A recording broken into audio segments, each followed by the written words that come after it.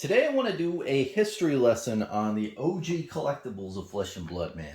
I've got a list here, my very secretive list that I just wrote on an envelope that I want to review with you guys and just go over the original collectibles for Flesh and Blood back in 2018, 2019 era. And I know you might say, Bronson, what about Everfest and what about the new cold foil legendaries and all that stuff? And yes, those are great cards too. But I think it's really important for us to realize that there's a lot of old collectibles in Flesh and Blood's history. I know way back in 2018 and 2019 that I think are just very not talked about at all. Like nobody's, I don't know why people aren't talking about them as much. So a video is needed, man. Also, what also helped is there's this guy who comments on a lot of my videos, and he literally like listed all of these topics like one by one, and I was like, oh wow, that's a great easy video idea, so I'm gonna do that. So here's to you, man. You know who you are. So starting at the top, let's talk about the slingshot underground type thing, right?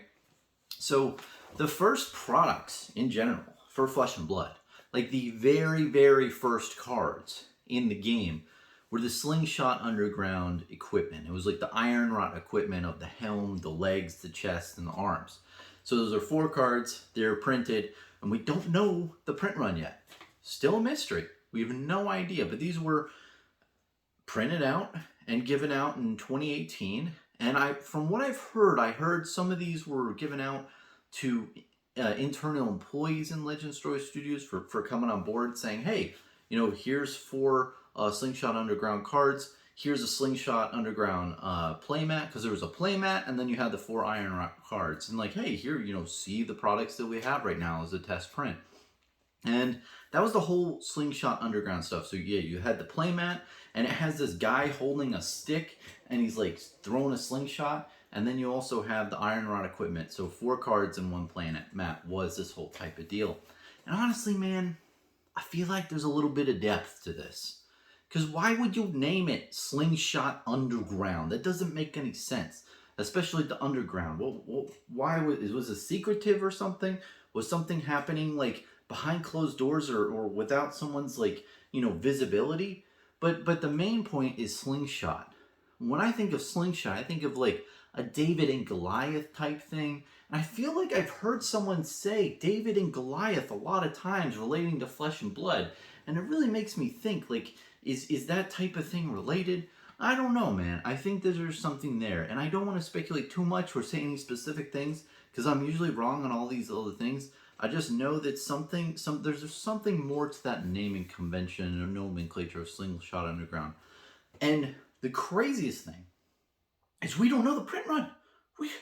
We don't know how many of these iron rod equipments there are in playmat. And the best thing about them is you don't need them to play the game. You don't need iron rod equipment to play the game. You don't need the playmat to play the game. They're not essential cards that you necessarily need. So their value is purely based on history. It's like 98% about the history of the product. Probably 99.99%. Let's do that. Like the value of those products, the 4 iron rod and then the 1 playmat, is solely derived from how collectible they are with the history, versus let's say something like a Heart of Fandel or something like that where it does have playability, or Fandel Spring Tunic is a better example, if you bear with me. A lot of the cost of a Fandel Spring Tunic is based on its playability and people wanting to play the card, whereas these things aren't really playable as much. You really wouldn't do that. So it's really about the history. And I think they went up for auction recently for quite a pretty penny. There's a auction, I believe Legend Story Studios supplied these different collectibles from Slingshot Underground. I saw an eBay thing. I didn't know how that played out. But anyway, long story short, highly collectible items, first products of the game, first playmat of the game, and the first 4 cards of the game. Honestly, in my lifetime, I'd just like to hold the cards. It would be cool to hold it in your hand and be like, whoa, like this is a piece of history. I'm never going to own one of those. I think they go for thousands, if not tens of thousands. It's pretty crazy. And especially because we don't know the print run. Let me be very clear with you guys. Be very, very careful buying any type of product, any type of collectible where you don't know the print run, i.e., the Enlightened Strike playmat. I believe I heard James White say on the one of the, like, I forgot what it was. I think it was like the 1 year anniversary of Flesh and Blood. He said this is an Enlightened Strike playmat was given out to one of the viewers, and he said this is the 13th out there in existence currently, meaning they had more, but they didn't want to disclose the print run at that time. But that's the 13th one that was given out to the public out of we don't know. So it's very easy for people to draw the conclusion that this playmat is 1 out of 13 when it's really not. It might be 1 out of 100. Legend Story Studios just has more that they want to give out in a different time, and that's fine. It's just what I'm trying to wrap home is if you don't know the print run, don't assume. And unless Legend Story Studios says, hey, like, this is the print run, then, like, don't believe it 100% to be true. And that's very important. Because with these Slingshot Underground promos, I mean, if the 4 Iron Rod equipment have a print run of, like, I don't know, like 1,000 of each card, it's still good because it's still a very desirable card to get, but it's not as collectible as you'd think. So, but ultimately, if I had that would be amazing, man. The first card's printed of Flesh and Blood. Now, I will say, this is a big reveal, I do own a Slingshot Underground playmat. I purchased it a while back for a couple $100, and very happy with that. That's like the playmat of all playmats, so very happy to have it. And honestly, I think there's still some depth, in there in Slingshot Underground. Mark my words. Okay, moving on. So the next thing in my viewers list is artist proof cards. Now, I don't know too much about artist proof cards of Flesh and Blood. I'm still getting into that realm. I have a couple. I did purchase a couple recently. But like, I don't know what the total print run on them is, and that's another key point. And as you heard me say just like 3 minutes ago, we don't know the print run. For Magic the Gathering, there's around 50 of each artist proof cards, which is pretty cool. And if you've never seen an artist proof card, it's really, let me see. Oh, I think I have one right here. So see right here, it's a normal card, but then on the back it's blank. There's no back to the card. So they're very collectible, I think. Usually in Magic, they're not too pricey unless it's like a highly desired card. So in Flesh and Blood, I don't think we've really seen the market go into its own. We haven't seen a market for artist proof cards out there because I think that there's really no centralized place. You don't see too many eBay postings. You don't see too many things. I don't know if the artists are holding on to the cards per se, which is totally in their right. They did a great job making the artwork for Flesh and Blood. They can do whatever the heck they want with their cards, but we haven't seen it fully materialize where the artist proof cards are in the market's hands versus the artists, in my mind. And it will be very interesting to see what the price point is. Is $50 a card natural? Is $100 a card natural? We don't know. It's all really going to be driven by the market's perception of the cards. And, do I really want a card with no back? And that's the big question. Like, is this a really cool thing to have? And it really goes into the misprint type oddities section, the artist proof cards, in my mind. But what I will say, I mean, if the card quantity is low, it is going to be a highly desired collectible piece, bar none. I mean, if you put a 1 in 50 type thing on that on an artist proof card, that's huge. And it will be very interesting to see where that materializes in the future, and if that's added to the Collector Center, or if Legend Story Studios says it outright. But I know, if I know Legend Story Studios, they're very careful about what they release to the public, because if they did say, hey, just to let you know, artist proof cards are 1 out of 50, bye, have a great weekend, that's just adding fuel to the fire for that market. So long story short, I have no fucking idea what's going to happen. It'll be really interesting to see what's going to happen with the artist proof thing. Next, Irid welcome decks. 48,000 print run of the original 2018 one. And I have to say that seems like a really, really cool thing. I mean, what's great about the Irid welcome decks is for a while they were like $25, $30 a deck and sealed. And I think that collecting them sealed is a really great idea because, from 2018 through August 2019, people were getting into Flesh and Blood. People were getting into the game, right? And it just took, that much. Actually, no. Yeah. 2018 to 2019, the Ira Welcome deck was the only thing you had. The Welcome to Wrath first edition came out in, 2019.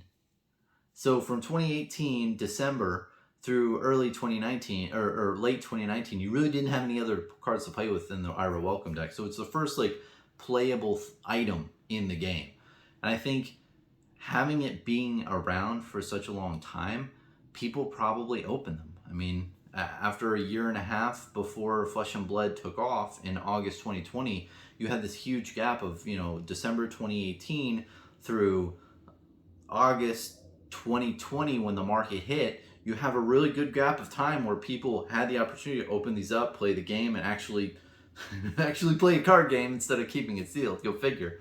But the point I'm trying to make is this is another case where supply is going to dictate the market, and we don't know. And Legend Story Studios can't tell us how many people kept them in their basement and kept them all sealed. I probably own maybe 8 or 10. I purchased in various different, transactions over the course of, the last year or so.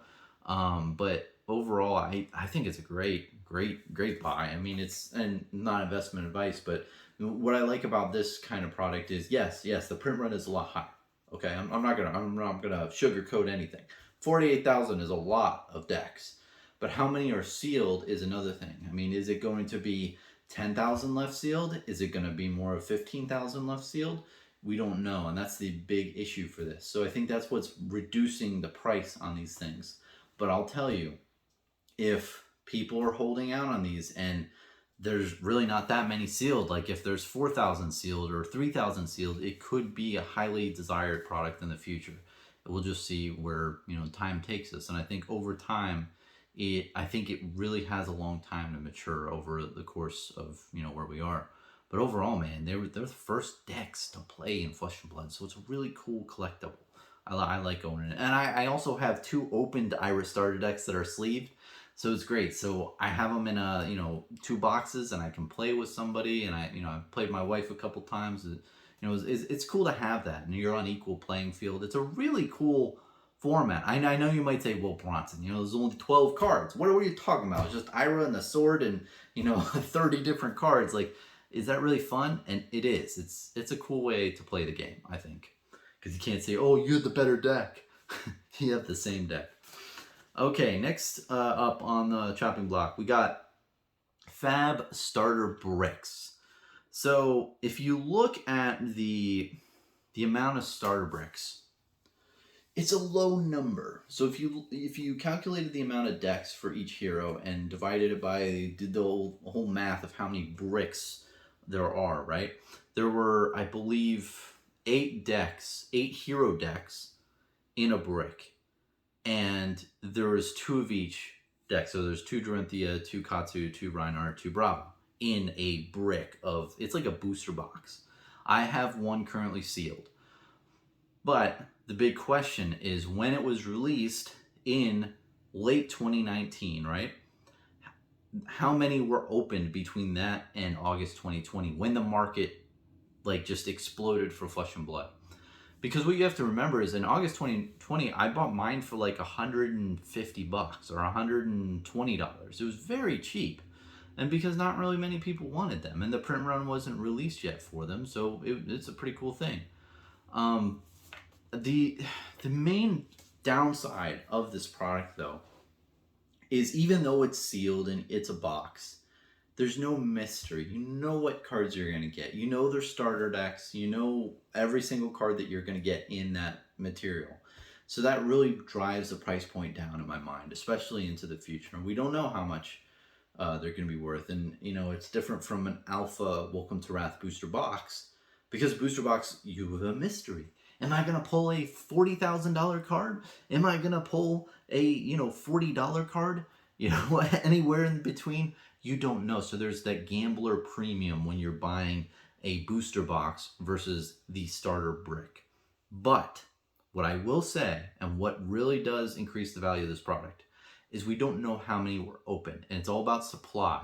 I've been talking about supply a lot here. And this suffers the same fate as the Irid starter deck, is that we don't know how many were opened.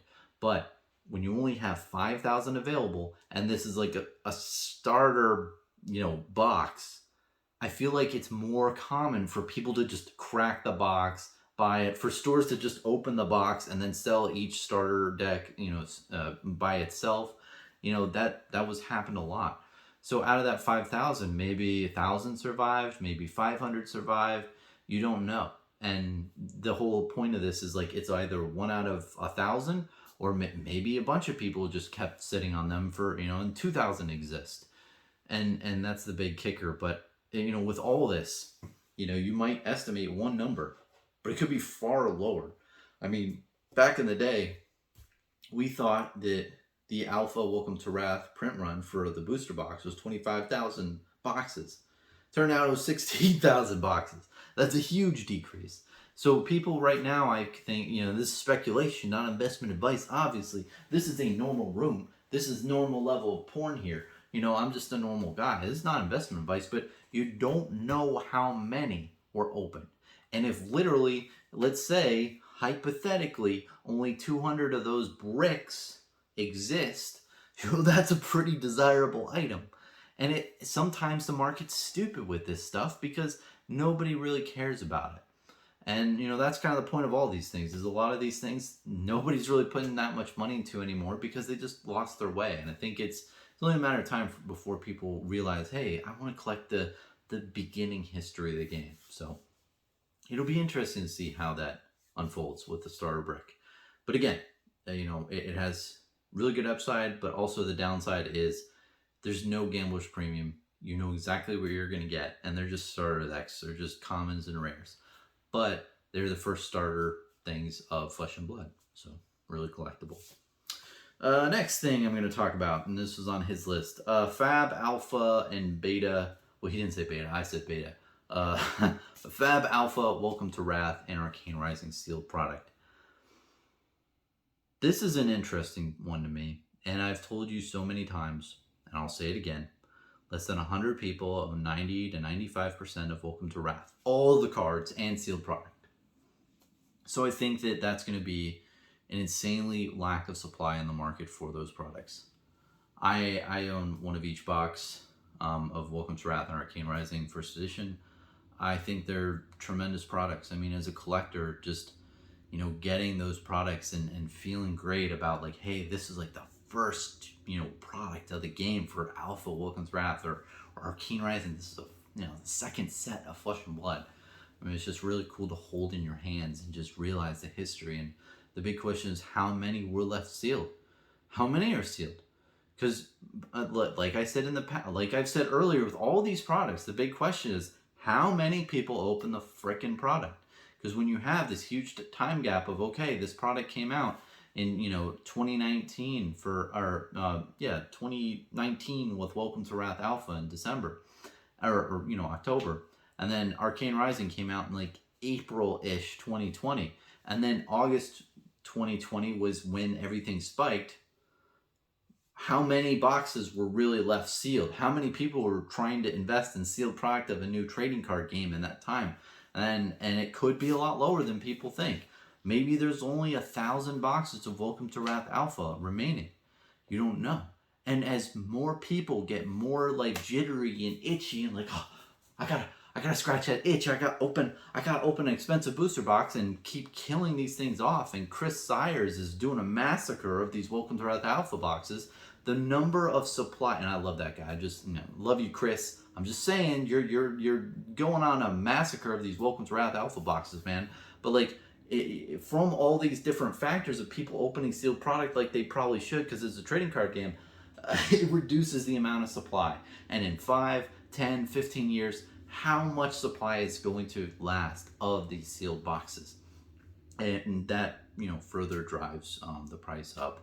And that's really for all these different things that I've talked about. And the sucky part about the booster boxes for Alpha Welcome to Wrath and Arcane Rising, and I know they're really expensive now, and it's really tough as a collector to get into those. And from all the collectibles I've talked today, there's a lot of things that have spiked way too out of people's price ranges. Even mine, man. I mean, like the Slingshot Underground cards, I'm never gonna own one of those. I'd love to hold one day. That'd be very nice. But you know, a lot of things are out of your price range. Now, things that are in your, I just want to do a recap of everything we've talked so far. Some things that are in price ranges, though, are welcome decks, man. Those first decks that were made in the Flesh and Blood, you get those for $50 or $70 out there, sealed. And make sure you get the ones from 2018. Don't get the 2019 or the 2020 version that say crew on the bottom. Make sure you do your due diligence there. But that's a cheap collectible, and that's from the start of the game. I mean, you can get the artist proof cards even from the newer sets and some of the older sets. You can also get, you could even get you could get a brick of Alpha, Welcome to Wrath, the star brick sealed, but you could also get the decks. I mean, they're $100. That's not too bad. There's a lot of things that I've mentioned that are definitely in the price range. And that completes his list. The only other thing I want to talk about is LGS promos. And I know this is very late in the video. I ramble on a lot and it's tough to stay focused this long. But I really like LGS promos. I purchased a good amount of the ones from the 2019 era with Welcome to Wrath. If you haven't seen them, basically, let me open up my binder back here. I collect like a full complete set.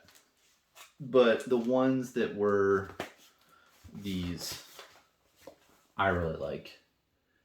The LGS, let's see, LGS 005 through LGS 008, and LGS 13 through LGS 16. And what I just said, those are the numbers on the bottom of the card. If you go to the Collector Center, you can see what I'm talking about. But the first LGS promos are very interesting to me. Because, how many LGSs were around when Flesh and Blood was out, back in, 2019. And they have 2019 on the bottom of the card, which is very important. I don't think, not too many. And these cards are only like $5 a piece now, or maybe even $4 a piece. Like Overloop Red or Sikkim Shot. And what's crazy to me is what they did is they reprinted the Sikkim Shots and the Overloops in all the cards. How do I say in subsequent things, right? In 2020 they reprinted these, but in foil. But in my mind, the foil one, even though it's foil, that's great. But there's probably a lot more people playing the game in 2020. So an Overloop, the LGS 0032 card versus the Overloop, 013 card. The 013 was before, and even though it's not in foil, I don't think that there's as many as the foil ones, and I could be completely wrong. But that's something I currently spec'd on a bit ago. I purchased a bunch for around like $1.50 to $2. And I, purchased in bulk from different game stores and whatnot. I acquired a good amount of position. I probably own about, oh man, Bronson. How many cards do you own, man? 400, maybe more. I have a good amount of position in those cards because I believe in them. I think they're the beginning of history as a game, and I think it's, and this is non-investment advice as well, as always. I just wanted to say that. I just think that they're underappreciated in this market, especially. And I want to make a video soon about my LGS set. Basically, if you go to the Collector Center, Flesh and Blood, if you go to the LGS nomenclature, like their thing on the bottom of the cards, I'm trying to collect every LGS card because it's a really cool thing. I like set collecting, and I feel like it's a promo set collection. It's really nice. The last thing I want to talk about too is in this binder, the Head Jab alternate art. That card is just so freaking hard to find. You know how long it took me to get that in my collection? And I don't know how much those cards are worth. I mean, I've seen them at like $25 a card, but holy cow. Like, where were they? It's crazy. And another thing too is if you look at the Collector Center for the LGS promo line, it has a question mark for what card it is. It doesn't even say the Head Jab alternate art card. Have you guys seen this? And they did that for a bunch of things. Like, it's a mystery card. And it makes my mind wonder, like, if they're making it a mystery, which is nice. I like that they're doing that. They're spicing up, the life. I love it. I'm digging it. But it makes me wonder, is like, for those cards, did they print less of those and made them more rare so people would have to chase?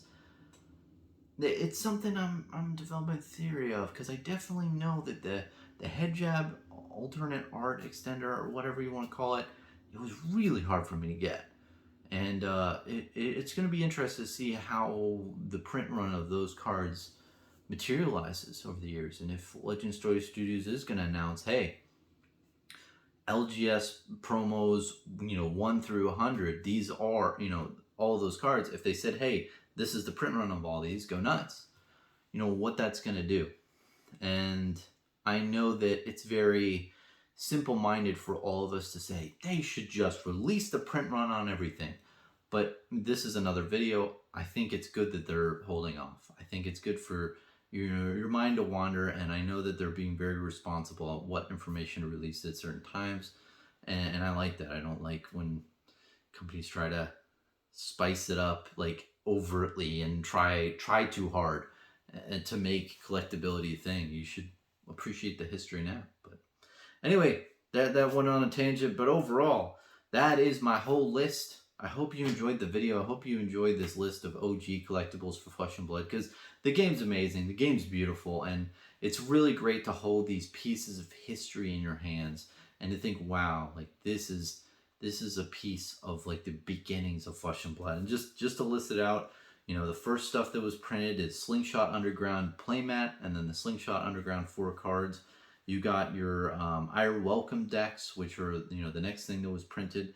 You got your artist proof cards from all the sets. Then you have your Fab starter brick of the Welcome to Wrath hero decks, and then Flesh and Blood Alpha and Beta Welcome to Wrath and Arcane Rising first edition sealed boxes. And then the last thing I added, the LGS promos that I think are very interesting. But all in all, just to summarize, I want to tell you, obviously not investment advice. And the biggest issue with all these, and that we've seen in the collectible realm, is what is the supply? How many of these exist? And when you have sealed product and sealed things in general, it's impossible to know how many people have left them sealed and how many bigger entities hold, thousands of sealed product in their, guest bedroom. You don't know. You don't know the total number of sealed product out there. And people speculate, hey, is it on the high end of more of these being alive, or is it at the lower end? And that's where kind of the price kind of evens out. But overall, these things that I listed are just really great pieces of Flesh and Blood history. If you love the game like I do, and you don't really care about, investment type stuff, and you just love the game for the game, and you just like to hone pieces of history of the game, I definitely would take a look at these wonderful pieces of history. Thanks for watching.